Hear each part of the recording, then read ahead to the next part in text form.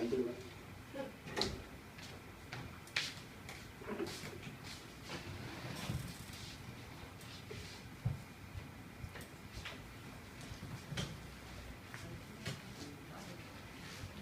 세월호 사건이 터진 게 벌써 두 달 가까이 됩니다. 4월 16일 날 사건이 터졌는데 유병원 씨가 아직도 잡히지 않았어요. 저는 언제 잡힐까 하고 맨날 뉴스에 그것만 기대하고 있는데 글쎄요, 참 우리 무종입니다.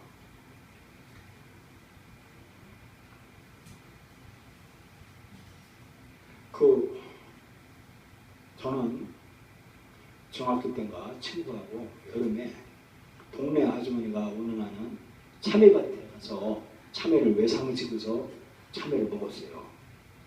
근데 그때 무슨 돈이 있겠습니까? 제가 대신 이제 외상을 걸고 먹었는데 돈 달라고 몇 번 하더라고. 근데 그걸 무시하고서 사회생활을 했어요. 사회생활을 하고 전도사 돼가지고 나중에 한참 교회를 시골에 갔더니 그 아주머니가 보이는 거예요. 그래서 그 배상을 하려고 하는 그 마음이 생기는 거예요. 옛날에 참외를 먹고 안 갚았다 그래가지고 그때 돈으로 10,000원인가 20,000원 제가 좀 드렸어요. 그랬더니 야, 이런 신기한 일이 다 있냐 그 아주머니가 기뻐하면서 받으시더라고요. 결국 예수 믿었어요, 그분이. 그래서 교회 다니시는 거 제가 봤습니다. 어쨌든 그분이 교회에 나온 것을 보고, 교회 오신 것을 보고 그 교회에서 제가 드렸어요. 그래서 선한 양심을 가져야 된다라는 것입니다. 이것은 해도 그만, 안 해도 그만이 아닙니다. 반드시 사람이라고 인정을 받으면 선한 양심을 가져야 됩니다. 이 책임입니다. 책임. 하나님께서 부여해 주신 이 책임, 선한 양심을 오늘 같이 은혜를 나누자 합니다. 선한 양심 위해서는 8가지 태도가 있어요. 조건이 있습니다. 누군가에게 용서를 구할 때 상대방은 우리가 다음 태도들을 얼마나 갖췄는지를 금방 알아본다. 우리가 다른 사람에게 용서를 구할 때 이 사람이 진심인지 아닌지를 그 사람의 상대방이 금방 안다는 겁니다. 심령이 가난하다는 것은 문자적으로 파산했다는 겁니다. 매일의 생계를 외부의 도움을 의지하는 사람을 뜻한다는 겁니다. 심령이 가난하다는 것은 나 파산했어요. 그래서 나는 누군가의 도움이 필요해. 부활하는 사람의 요구하는 태도를 가져야 되는 것이 심령이 가난하다는 겁니다. 그런데 무엇을 줘도 고마워하지 않는 사람, 이 사람은 심령이 가난하지 않다는 거예요. 선한 양심의 첫 번째 조건이 뭐냐면 주는 건 무조건 받아야 된다는 겁니다. 옛날에 제 아버님이 막리를 하셨어요. 건설을 하는데 막리를 하셨어요. 집에 오시면서 하는 얘기가 그래요. 점심에 식당을 하는 아주머니가 밥을 가져온다는 거예요. 밥을 가져오면 어떤 때는 밥이 남는다는 거예요. 근데 그 남는 밥을 버린다는 거예요. 버리고 빈 그릇으로 드린다는 거예요. 그래야 다음에 밥을 또 많이 가져온다는 겁니다. 그런 말씀을 하시더라고요. 이 말이 뭐냐면 우리가 고마워해야 돼요. 누군가가 저에게 선물을 준다면 일단 받아요. 받고 받아놓는 거예요. 고맙다고 하고 하는 것이 심령이 가난함, 이것이 선한 양심의 첫 번째 조건이다라는 겁니다. 두 번째는요, 마음의 완강함을 깨부수는 것이다.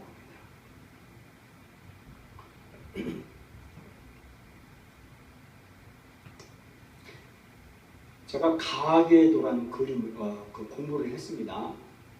아버지, 어머니에게서 결혼을 해서 자녀들이 났어요. 자녀들이란가 아버지, 조부모, 어머니 쪽에 외가 쪽에 조부모, 외조부모, 외부모. 이 가계들을 그려서 누가 친척이고 누가 가깝고 누가 멀냐 하면 꼭 가계들에 귀머거리가 한 사람 있어요. 그러면 양쪽 한 사람 나와요. 꼭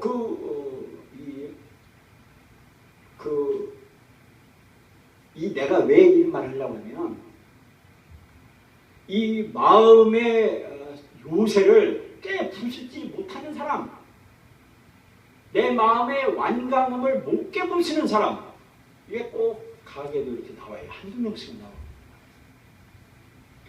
그들의 삶이 어딘가 한 구석에 뭔가 허전한 거 있어요. 이 진실로 애통한다고 하는 말은 완강하면 나로 하여금 상대방의 눈으로 나의 잘못을 보게 하는 성령님의 역사를 강하기 때문에 회개를 하지 못한다는 겁니다. 완강함 때문에 다른 것은 다 할 수 있어. 그러나 그것만은 안 돼.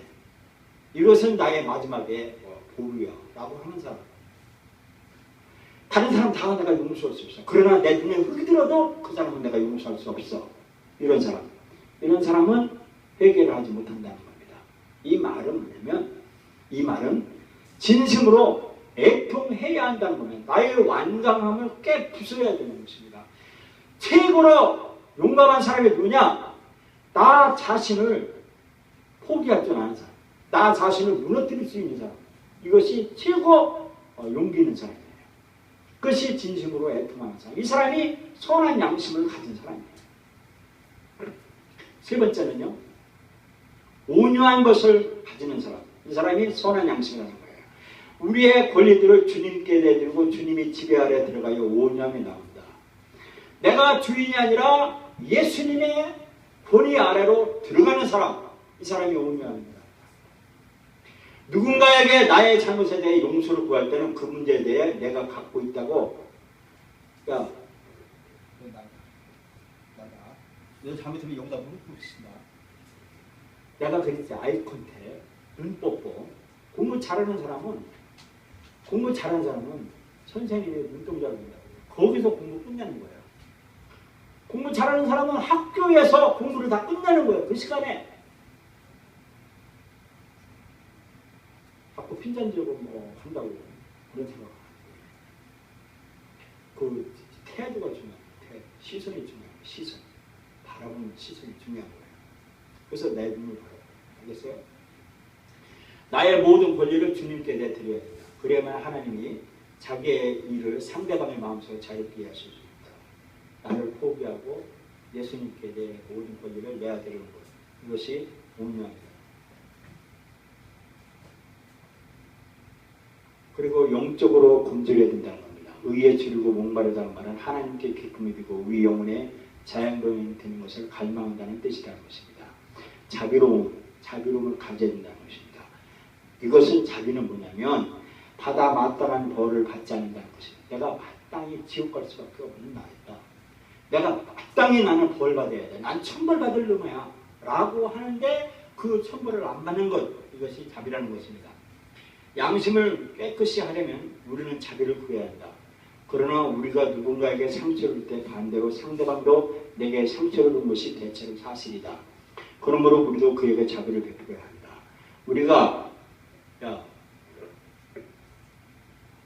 우리가 가해자들에게 자비를 베풀지 못하면 하나님의 유물을 용서하지 않는다. 여섯 번째, 평화적인 화평케 하는 자는 화해를 붙이는 사람이다. 화평케 하는 자의 성패는 무엇을 말할지 그리고 그것을 어떻게 말할지 사전에 얼마나 준비하지 못합니다. 얘기를 하나 하겠습니다. 천주교 신부님이 아주 유명한 신부님이 계셨어요. 근데 그 아주 저명한 신부님이 계셨는데 그 신부님이 어릴 때 친한 친구가 있었어요. 단짝 친구가 있었습니다. 친구하고 둘이 약속했어요. 내가 훌륭한 사태니까 너는 나 도와줘. 그래, 내가 너 도와줄게 하며 약속을 했어요. 이 친구가 신부님이 됐어요. 신부님이 돼서 미사를 하고 이렇게 설교를 합니다. 그 친구는 제일 앞에 친구가 설교하는 그 말을 아멘, 아멘, 아멘 하고 받아들였어요. 눈을 똑바로 뜨고 받았어요. 이 신부님은 설교를 잘하는 줄 알았어요. 야, 내 설교에 많은 사람이 응답하는구나. 저 친구도, 저 불알 친구도 응답하는구나. 내가 설교 잘하는구나 하면서 이 신부님의 의기양양해서 설교를 아주 하면 할수록 더 윤택하게 하고 설교가 아주 맛깔스럽게 하고 막 감동에 되는 그 설교를 했어요. 나이가 들었어요. 할아버지가 됐습니다. 이 신부님 친구가 암이 들었어요. 돌아가셨습니다. 그 친구가 앉았던 자리, 이 신부님은 설교하면서 허전했어요. 허전하면서 설교를 해도 설교에 맥이 없는 거예요. 설교에 힘이 없어졌어요. 자기가 깨달았어요. 이 신부님이 깨달은 것은, 정말 성자는 내 친구, 내 설교를 들어주고 나에게 용기를 줬던 그분이 진정한 나보다 위대한 분이다 라고 하는 예어가, 설교 예어가 있습니다. 저는 그 설교의 예어를 은혜를 들었습니다. 어쨌든 우리가 선한 양심을 갖기 위해서는 마음이 청결해야 된다는 겁니다. 마음의 청결은 양심을 깨끗이 하는 동기를 말합니다. 단지 질적감에서 벗어나는 동기로 행동하면 피해자가 아마도 우리에게 반발할 것입니다. 우리는 상처를 주게 된 근본 문제를 처리하고 피해자를 온전히 희력시키는 동기에서 출발해야 된다는 겁니다. 선한 양심은 고통을 감수해야 됩니다. 배상을 해야 됩니다. 양심을 깨끗이 한 과정이며 고통과 비용이 따르기도 합니다. 시간과 노력과 돈이 들기도 합니다. 우리는 피해자나 피해자의 상처를 떠안는 사람들에게 오해를 살지도 모르나 이렇게 겸손해지는 과정을 통해 하나님이 우리에게 더 큰 은혜를 주신다. 나로 인하여 내 자녀가 예수를 안 믿는다. 나 때문에 내 자녀가 예수를 안 믿는다. 나 때문에 그 사람이 우리 교회를 예수를 안 믿는다. 그럼 나는 현대맷돌 내고 지옥을 가야 돼요. 예수님이 말씀하고. 그러면 우리는 은혜와 선한 양심에 한번 보겠습니다. 선한 양심을 가진 사람과 은혜. 이 은혜는 뭐냐면 하나님의 뜻을 행하고 싶은 소망과 능력을 행할 능력 주시는 하나님에게서 오는 역동적인 힘이라는 겁니다. 우리는 나 은혜 받았네, 너 은혜 받았네, 은혜 받았네 하면서 기쁘고 즐거운 것이 우리는 그렇게 일반적으로 생각을 했습니다. 그러나 은혜는 하나님이 주시는 능력의 역동적인 힘이라는 겁니다. 바울은 자기가 한 일이 힘으로 능력으로 된 것이 아니라 하나님의 은혜로 된 것이라고 말씀해 주고 있습니다. 그러나 나의 나된 것은 하나님의 은혜로 된 것이니 내가 주신 그 은혜가 헛되지 아니하여 내가 모든 사람보다 더 많이 수고했으나 내가 아니여 오직 나와 함께 하신 하나님의 은혜로다. 하나님의 은혜는 우리에게 능력을 주시고 힘을 주시고 어려운 것을 극복할 수 있는 그 하나님의 은혜라는 것입니다. 하나님의 은혜가 하시는 일은 이 빌립보에서도 말씀해 주고 있습니다. 너희 안에서 행하시는 이는 하나님이시니 자기 기쁘신 뜻을 위하여 너희로 소원을 두고 행하게 하시나니 그랬습니다. 우리 안에 있는 하나님의 능력을 은혜와 연계시킨 구들이 에베소에 있습니다. 이 복음을 위하여 그의 능력의 역사하시는 대로 내게 주신 하나님의 은혜의 선물을 따라 내가 일꾼이 되느라. 이 하나님의 은혜와 자비는 선한 양심은 하나님이 우리에게 나 같은 지옥 갈 수밖에 나를 용서하신 하는 그것이 용서받은 것이 하나님의 은혜다라는 겁니다. 이것이 선한 양심이라는 겁니다. 그러면 은혜의 측면을 보겠습니다. 은혜는 모든 사람에게 다 주어집니다. 우리 교회는 좋은 사람이 없어요. 좋은 사람이 없습니다. 안 좋아요. 은혜는 모든 사람에게 주어집니다. 모든 사람에게 구원을 주시는 하나님의 은혜가 나타나요.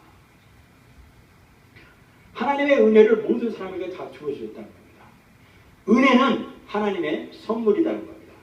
뒤에 주고 있습니다. 은혜는 하나님의 선물이 돼. 너희가 그 은혜를 인하여 믿음으로 말미암아 구원을 얻었나니 이것은 너희에게서 난 것이 아니요 하나님의 선물이라. 행위에서 난 것이 아니니 이는 누구든지 자랑치 못하게 하니라. 은혜는 하나님의 선물이라는 겁니다. 은혜는 응답할수록 더 큰 은혜를 준다는 겁니다. 오직 우리 주 구주 예수 그리스도의 은혜와 저를 아는 지식에서 자라가라 라고 했습니다. 그러나 은혜는 거부될 수 있다는 겁니다. 우리가 은혜를 하나님이 주시는 은혜를 내가 거부할 수 있다는 거예요. 너희는 돌아보아 하나님의 은혜에 이르지 못하는 자가 있는가 두려워하고 또 쓴뿌리가 나서 괴롭게 하고 많은 사람이 이로 말미암아 더러움을 입을까 두려워하라 라고 했습니다.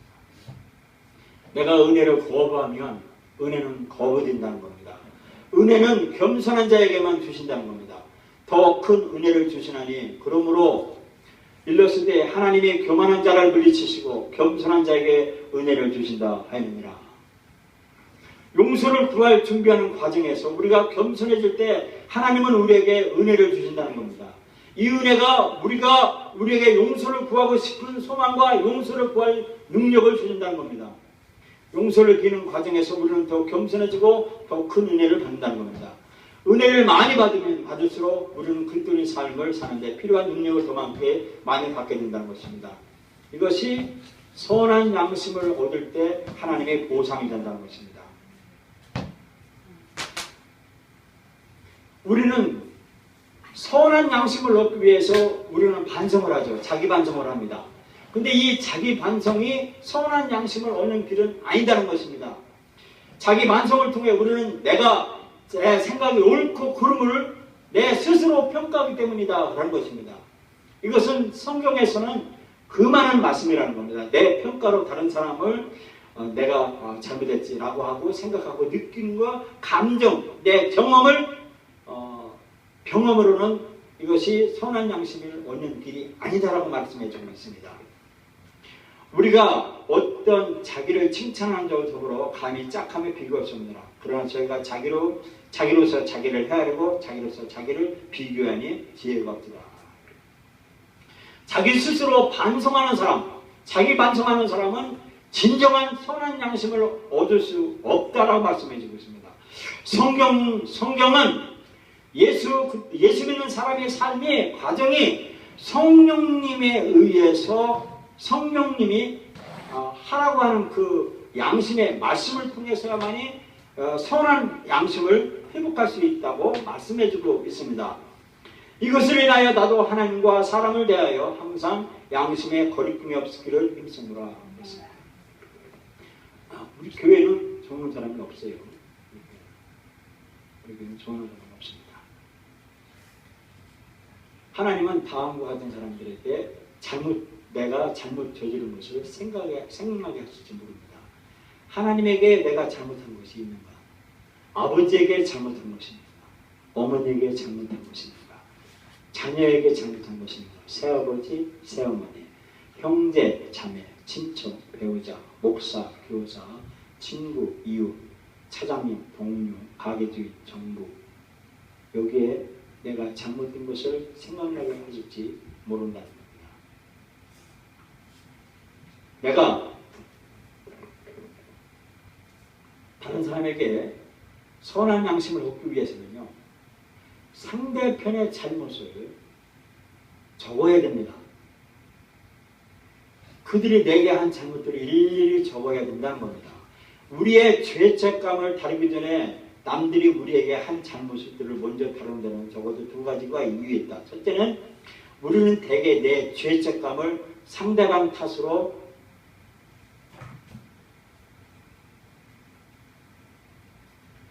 상쇄해야 한다. 그래서 언어 하나도 제대로 다루지 못하고 한다. 즉 내 잘못보다는 상대방을 탓하려고 하는 그런 마음을 갖고 있다는 겁니다. 우리는. 그리고 두 번째는요. 우리는 대개 내 잘못보다 상대방의 잘못을 탓하는 데 더 몰두한다는 겁니다.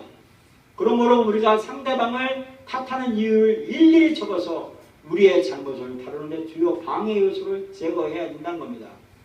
그래서 상대방이 나에게 잘못한 것을 일일이 적어야 된다는 겁니다. 상대방을 탓하는 이유를 적는 또 다른 목적은 이것은 다음에 보겠습니다. 마태복음 7장 3절에 보면 어찌하여 형제의 눈 속에는 티를 보고 내 눈 속에는 들보를 깨닫지 못하느냐. 외식하는 자여 먼저 내 눈 속에서 들보를 빼어라. 그 위에 밝히 보고 형제의 눈 속에서 티를 빼리라. 즉 상대방이 내게 잘못한 것을 일들을 일일이 목록을 적으라라는 것입니다. 두 번째는 내 잘못한 것들을 일일이 적으라는 겁니다. 우리는 자기 잘못을 작게 여기는 동시에 상대방을 탓하거나 내가 한 일을 정당화하기 쉽다. 어떤 사람이 제게 상담을 해옵니다. 상담을 해오면 상대방의 약점만 제게 막 얘기를 해요. 상대방의 나쁜만 얘기해요. 그러면 저는 어떻게 그냥 받아주는 수밖에 없어. 그래요. 아 그렇군요. 그렇게 됐네요. 아 정말 그럴 것 같습니다. 저는 그렇게 상담자로서 내담자가 할 때 저는 그렇게 얘기해야 합니다. 그러면 상대방은 그 내담자는 자기의 그 상대방을 흠뜯을수록 자기의 입지만 약화됩니다. 약해요. 행동 반경이 좁아진다 이겁니다. 자, 그래서 내가 한 일을 정당하기 쉽다는 겁니다. 그러므로 하나님께 우리의 기억을 되살려 달라고 기도하여 지혜롭게 다음 단계를 밟아야 한답니다. 시편에 보면 하나님이여 나를 살피사 내 마음을 아시며 나를 시험하사 내 뜻을 앞서서 내가 무슨 악한 행위가 있나 보시고 나를 영원한 길로 인도하소서. 나 때문에 상처를 입은 사람에게 내가 무엇 잘못하고 묻는다면 그들이 뭐라고 대답하겠는가? 거기다 적어 한번 보시기 바랍니다. 나 때문에 상처를 받는 사람들에게 내가 뭘 잘못했냐고 물으면 그들이 뭐라고 대답하겠는가? 내가 스스로 답을 해보라는 것입니다. 또 다른 사람에게 상처를 준 내 행동은 무엇인가? 비판하는 말, 판단하는 말, 중상모략, 사실이 아닌 말, 가혹한 말.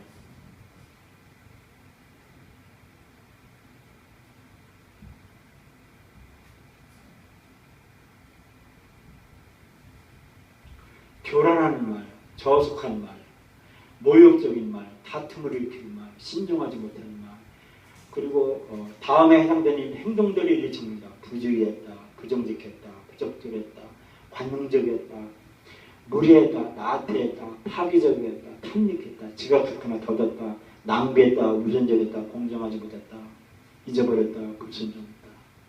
이렇게 선한 양심에 잘못된 말과 행동에 깔린 나의 태도가 있다는 겁니다. 제대로 용서를 구하는 열쇠는 잘못된 말과 행동을 언급하기 전에 그 밑에 깔린 잘못된 태도를 확인하는 것이라는 겁니다. 용서를 구하기 전에 내 말과 행동하기 전에 내 밑에 깔린 내 잘못된 태도, 동기가 무엇이냐 그거를 확인하는 것이 중요하다는 것입니다. 어떤 한 사람이 그 상점에서 일을 할 때 건축자를 $500를 훔쳤어요. 자기 잘못하기로 훔치기로 작정했어요. 근데 생각이 들어서 내가 잘못했다는 생각해가지고 수표를 준비해가지고 상점 주인에 가가지고 내가 도둑질을 했습니다 하며 내가 한 일을 아주 주인에게 용서를 구하며 수표를 건넸어요. 그러니까 이 주인이 그래? 그 수표는 내가 받을 수가 있어. 줘. 그러나 내가 너를 용서할 수는 없어. 이렇게 주인이 얘기를 했다는 것입니다. 또 다른 방법을 하나 보겠습니다. 한 건설 근로자가 일터에서 연장 9개를 훔쳤습니다. 주님께서 그에게 용서를 구하고 배상할 필요성을 깨닫게 하셨습니다. 그러나 그는 그 주인을 찾아가서 용서를 구하는 것이 두려웠습니다. 그래서 그가 잘못된 태도로 인해 그가 어떤 잘못된 태도로 인하여 연장을 훔치게 되는지 주의 있게 살펴봤습니다. 잘 생각해보니까 연장이 필요했던 것이 아니었다는 겁니다. 필요했다고 해도 살 돈은 있었다는 겁니다. 마침내 그는 자기 행동에 감사하지 않은 마음에서 비롯되었다는 것을 깨달았다는 겁니다. 그는 수표를 준비하고 회사 사장을 찾아갔습니다.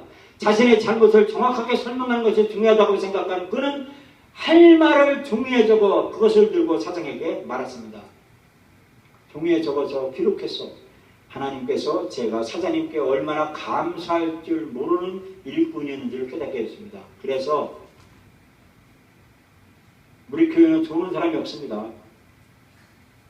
용서를 빌려왔습니다. 사장은 이 일꾼을 믿었기 때문에 깜짝 놀라 말했습니다. 자넨 내게 용서를 구할 일이 없네. 일꾼은 말했습니다. 아닙니다. 있습니다. 저는 감사하지 않은 태도로 인하여 사장님의 연장 9개를 훔쳤습니다. 사장님은 젊은이의 겸손함과 참여하는 마음을 보고 그를 용서하면서 배상금으로 가져온 수표를 교회에 헌금하라고 말했습니다. 젊은이는 하나님의 성령만에서 새 자유를 얻고 돌아왔습니다. 이것이 진정한 회개라는 것입니다. 첫 번째 500달러를 가지고 와서 주인에게 준 그분은 진정한 회개가 아니었다는 건데 태도, 제가 감사하지 않은 그 태도가 있었기 때문에 그 주인이 용서를 하지 않았다는 것입니다. 근데 두 번째는 감사하는 태도에 있기 때문이다 말하고 있습니다. 잘못된 태도를 찾으면 참된 회개가 어떻게 해야 되는가 한번 보겠습니다.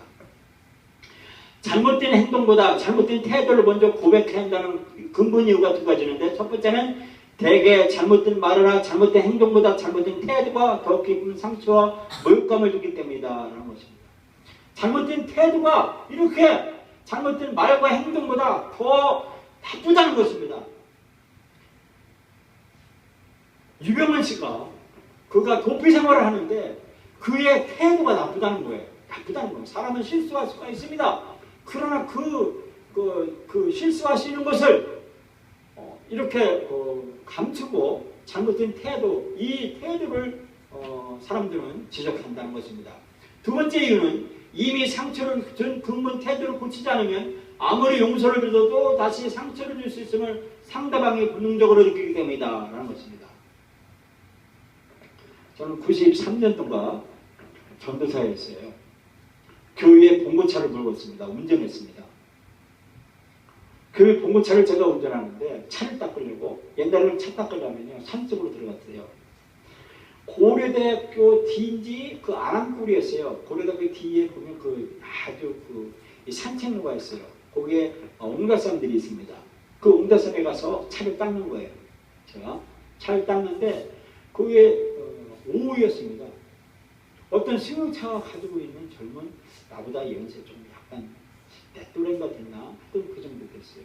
그 양반이 안경을 옆에다 놓고서, 그 풀숲에다 놓고서 이를 보고서 가더라고요. 근데 나 안경을 봤어요. 봤는데 그 안경을 내가 훔쳤어요. 훔쳤는데 훔치고 차를 닦았어요. 근데 한참 좀 있으니까 그 사람이 헐레벌떡 오면서 막 이러고 하더라고요. 저는 안경 찾는구나 그랬어요. 근데 저한테 물어보는 거예요. 여기 안경 못 봤어요. 그래서 저는 못 봤다고 그랬어요. 그래서 그 사람이, 내가 봉고차에 우리 교회에 이름이 써있고 내가 봉고차 옮겼으니까 예수 믿는 사람이라고 생각하는 거예요. 근데 제가 오리발을 딱 내밀었는데 그 사람이 두리번두리번하고 가더라고요. 안경 그거 몇 푼 안 됐어요. 그거 코트입니다. 근데 그것이 저는요, 지금도 가끔 생각나는 거, 어떻게 배상해야 될까? 배상하려고 하는 그 마음이 막 수치시는 거예요. 막 그 생각만 하면 그런 잘못된 것이 저한테 있더라고요. 그 잘못된 태도가 나한테 그런 게 있더라고요. 다음에 해당되는 태도를 일일이 적어야 됩니다. 교만함, 속임, 고집스러움, 주제넘음, 이기적인, 감사하지 않음.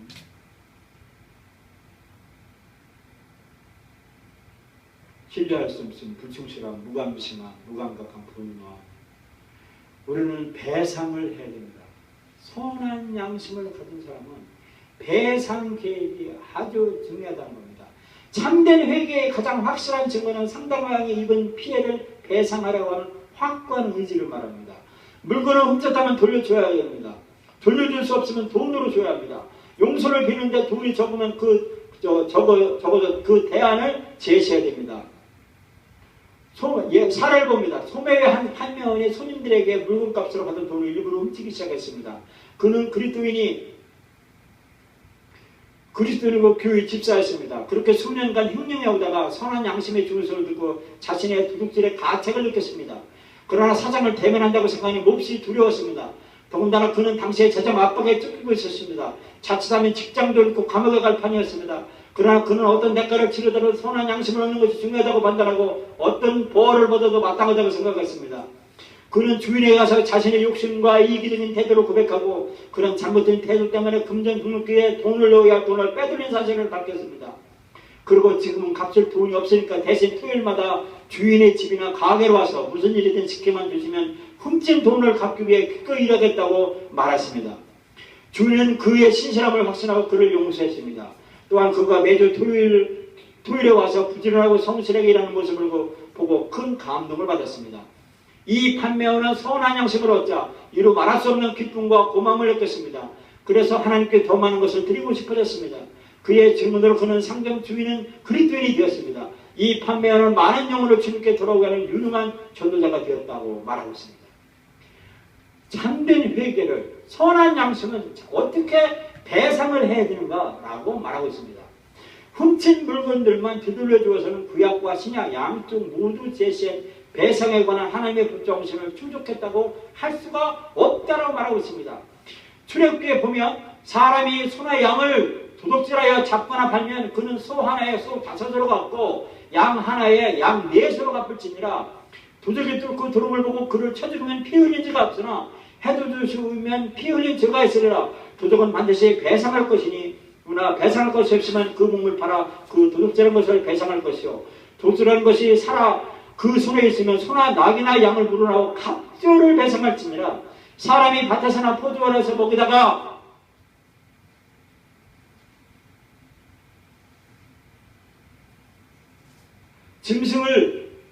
짐승을 놓아서 남의 밭에서 먹게 하면 자기 밭에 제일 좋은 것과 자기 포도원에 제일 좋은 것으로 배상할지니라. 눈은 눈으로 이는 이로 갚으라 했다는 것을 너희가 들었으나 나는 너에게 이르니 악한 자를 대적지 말라. 누구든지 내 오른편을 치더라도 왼편도 돌려다니며 또 너를 송사하여 속옷을 가지고 가는 자에게 겉옷까지도 가지게 하며 또 누구든지 너로 억지로 오리를 가게 하거든 그 사람과 심리를 동행하며 네게 구하는 자에게 주며 네게 꾸고자 하는 자에게 거절하지 말라.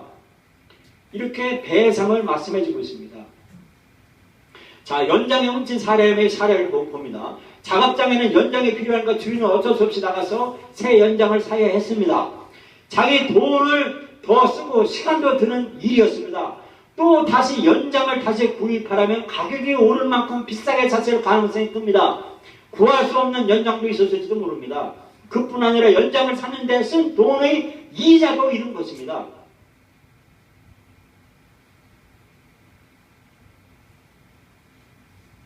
그러므로 연장을 돌려주거나 구입가로 계산해서 손해를 불러주더라도 도둑질 때문에 주인에게 발생한 손해가 다 보상되지 않는 것입니다. 이런 이유로 하나님의 법은 훔친 물건에 대한 배상을 최소한 갑절로 배상을 해야 된다는 겁니다. 아까 말했죠. 출애굽기에 나왔고, 자, 소는 밭을 갈고 수레를 끌고 곡식을 타작하는 등 여러 가지 일을 했습니다. 정말 중요한 연장이었습니다. 옛날에는요. 그러므로 소를 도둑 맞으면 양을 잃었을 때보다 더 큰 손해를 입었습니다. 산상수훈에서 예수님은 훔친 물건보다 더 많이 배상해야 한다는 것을 중요성으로 강조했습니다. 너를 송사하여 속옷을 가지고 자는 자에게 겉옷까지도 가지고 해야 된다고 말하고 있습니다. 예수님이 삭개오를 부르시자 사람이 소리 투덜거렸습니다. 삭개오가 많은 사람에게 잘못을 범했기 때문이었습니다. 수많은 부당거래로 그의 명성은 더러워졌습니다. 세리로서 그는 예수님께 나왔습니다. 삭개오가 서서 주께 여쭤보되 주여 보시옵소서 내 소유의 절반을 가난한 사람들에게 주겠소 하며 만일 네 것을 토삭한 일이 있으면 4배나 갚겠습니다 라고 말했습니다. 여기서 삭개오가 예수님을 만난 후에 선한 양심을 갖기로 마음먹은 것이 뭐냐면 배로 갚겠습니다.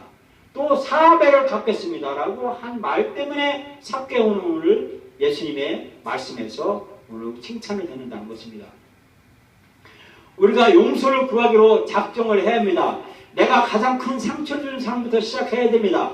우리가 가장 큰 상처를 준 분은 하나님이십니다. 내가 가장 큰 상처를 드리게 한 분은 하나님이라는 겁니다.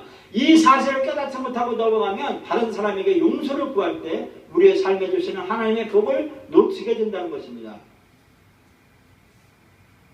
하나님의 용서를 구하려면 우리의 잘못들이 하나님의 명령을 어긴 것을 결과임을 알아야 된다는 것입니다. 하나님의 용서를 구하려면 내가 하나님의 명령을 어긴 것에 대한 것을 회개해야 된다는 것입니다. 물건을 내가 훔쳤다면 하나님의 명령한 도둑질하지 말라고 하는 것을 명령을 위반했기 때문에 하나님 앞에 용서를 구해야 된다는 겁니다. 거짓말했다면 하나님의 네 이웃에 대해 거짓 증언하지 말라고 하는 하나님의 명령을 위반했기 때문에 하나님께 용서를 구해야 된다는 겁니다. 연약한 형제를 넘어지게 했다면 부딪힐 것이나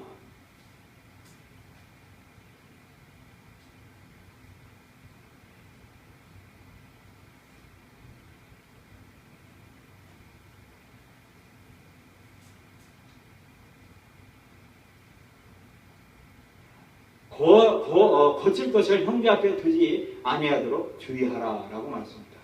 하나님의 명령을 위반했기 때문에 그런 것입니다.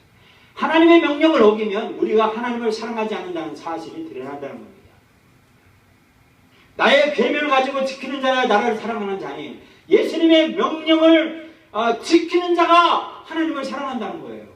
즉 거짓말하고 도둑질한다는 거예요. 이것은 하나님의 명령을 위반했기 때문에 하나님을 사랑하지 않는다라고 말하고 있다는 겁니다. 하나님을 사랑하지 않으면 가장 큰 계명을 위배한 것이라는 겁니다. 예수께서 가라사대 내 마음을 다하고 목숨을 다하고 뜻을 다하여 주 하나님을 사랑하라. 이것이 크고 첫째 되는 계명이요. 오늘날요 기독교를 개독교라고 해요. 개독교. 목사는 목사라고 그래요. 목사. 개독사라고 해요. 이게 뭐냐? 예수 믿는 사람이 그리스도인이 세상 사람들에게 함부로하고 거짓말하고 이렇게 도둑질하고 하는 것을 하나님의 명령을 위반했고 그것이 하나님을 사랑하지 않는 것이었고 하나님을 이 첫째들은 하나님께 죄를 범했다는 것을 선포하고 있다는 거예요. 그 때문에 기독교는 회개해야 돼요. 예수 믿는 사람이 회개해야 된다는 겁니다. 우리는 다른 그리스도인들에게 상처를 줄 때 우리가 다른 사람들에게 상처를 줄 때 그리스도께도 상처를 준다는 겁니다. 너희가 여기 내 형제 중에 지극히 작은 자 하나에게 한 것이고 내게 한 것이니라 그랬습니다. 여기 지극히 작은 한 사람에게 한 것이 곧 예수님에게 한 것이다라는 것입니다. 누구든지 하나님을 사랑하도록 하고 그 형제를 위함에 있는 거짓말을 자니 보는 바 그 형제를 사랑치 않는 자가 보지 못하는 바 하나님을 사랑할 수가 없느니라 라고 말씀하셨다는 겁니다. 다 우리 멈추고 기도하십시다. 같이 이 글씨를 읽으며 그 결과 누구에게 상처를 줬는 것을 고백하는 시간 갖도록 하겠습니다. 같이 큰 소리로 읽겠습니다. 시작. 하나님, 제가 하나님을 사랑하지 않았기 때문에 죄를 지었고 그 결과 누구에게 상처를 주었습니다. 제 집사람에게 상처를 줬고 제 아내 자녀들에게 상처를 줬습니다. 지금 이 죄를 하나님께 고백합니다. 하나님, 아버지 아들 주 예수 그리스도의 피를 통해 이 죄를 용서하시고 저를 모든 불의에서 깨끗게 하시는 하나님의 신실과 공의를 감사드립니다. 아멘. 기도합니다. 하나님 아버지, 나 같은 죄인이 나 같은 죄인 때문에 아무 잘못 없는 하나님의 아들 거룩하신 예수님이 대신 죽으셨다는 그 사실, 이것 때문에 저는 하나님 앞에 부들부들 떨리며 하나님 앞에 용서를 구합니다. 또 아버지 하나님은 지극히 작은 자 형제에게, 작은 어린 소자에게 한 것이 바로 예수님에게 한 것이라고 하는 그 사실 때문에 주님, 저는 용서를 구합니다. 하나님, 저는 제 아내와 제 자녀에게 주님 함부로 했던 것이 그것이 바로 예수님에게 한 것이었다는 것을 주님 말씀을 듣고 회개하여 용서를 구합니다. 또한 우리 교인들, 성도들에게 주님 했던 것이 바로 예수님에게 했다는 것, 그것 때문에 주님, 저는 몸둘 바를 모르고 하나님 앞에 용서를 구합니다.